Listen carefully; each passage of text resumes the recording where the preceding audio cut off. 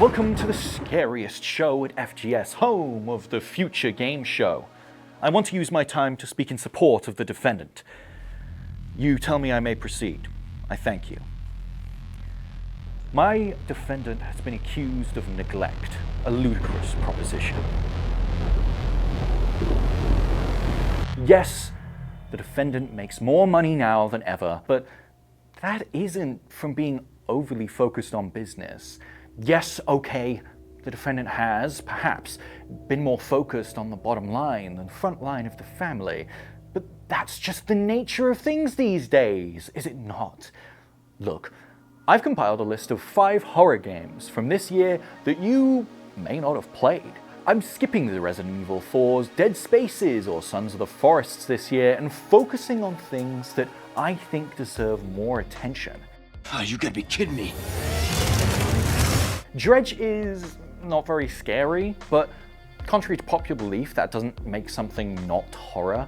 My favorite hyper-specific genre of games is where you have an open world to explore and you can ride around and maintain a vehicle. Bonus points if there's supernatural elements to the game. Dredge gets top marks on that account, but a surprisingly engaging mission structure is also there to boot. If you're looking forward to Pacific Drive or were a fan of non-horror titles like Far, The Changing Tide, this is one for you. Sherlock Holmes, The Awakened is a game that I was surprised I hadn't heard of when I was asked to make a video for it on PC Gamer. But I count that as a personal failure. This remake of a classic PC detective game where Sherlock Holmes goes up against Lovecraftian horrors is a really good detective game, as you'd expect from Frogwares, but really stands out thanks to its eldritch adventure. Take it easy now, boys. They'll be dead soon enough. Hand of Doom was a short game included as part of an older Dredge collection, but it's now been expanded out into a full retro-style RPG with puzzle mechanics based on old FMV games and dungeon crawlers, and, I mean, just look at it. Tell me you're not interested in staring at this silly game more. Much like older films like House on Haunted Hill, this game and its dated style isn't scary per se, but its unabashedly silly edginess is so charming that I can't help but love it. I'd also compare it to House on Haunted Hill because there's a skeleton on a string, so there's that. Night Signal by Nick Lives, who's also making my favorite game from last week's video, Home Safety Hotline, also released another game this year. In Night Signal, you watch TV. It's strange though, because when night falls, it starts picking up strange signals. Hand of Doom has FMV elements, but this game is full of super charming and eerie claymation that I'm sure you'll love as much as I do. Finally, That Which Gave Chase floored me. It's not a long game, and I'm not sure everyone will be satisfied by the ending, but the journey there is so worth it. You play as a sled dog musher hired to transport a scientist back to his expedition deep in the Arctic.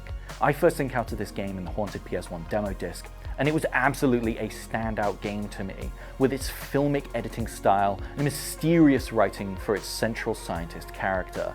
It's a game so good, I bought it twice. A game so good, it inspired me to start working on a game of my own. Every scene of this game is more engaging than the last. The imagery is the definition of simple yet effective, and boy, is it effective. You may have noticed I'm doing everything in my power to say as little as possible about this game, and that's for good reason. It's not expensive, it costs pennies. Normally I suggest trying it if you like something similar, but for this I'm gonna say, just please go and play it. It has been a great year for horror, as well as video games as a whole, and we're only halfway through the year. There's still so much more to come, and I'm convinced that this could be a year we talk about in future as being one of the best in gaming. Yet there are some that still accuse my defendant of neglect. Well, I propose that instead of looking outward, blaming the world, for it must have changed around me, the truth is that the world does not change. Not in broad strokes. One must consider that perhaps you're the one that's changed. Has the defendant truly done wrong by you? Have they neglected you? Or have you neglected them? Alone, all alone. Alone on a wide, wide sea, and never a saint took pity on my soul in agony. for many men so beautiful, and they all dead did lie, and 1,000 slimy things lived on, and so did I. I looked upon the rotting sea and drew my eyes away. I looked upon the rotting deck, and there the dead men lay. I looked to heaven and tried to pray, but or ever a prayer had gushed, a wicked whisper came and made my heart as dry as dust. I leave the rest to the jury. I cede my time. Thanks for watching. If you want more of the horror show that I call a horror show, please come back next Tuesday to the FGS channel.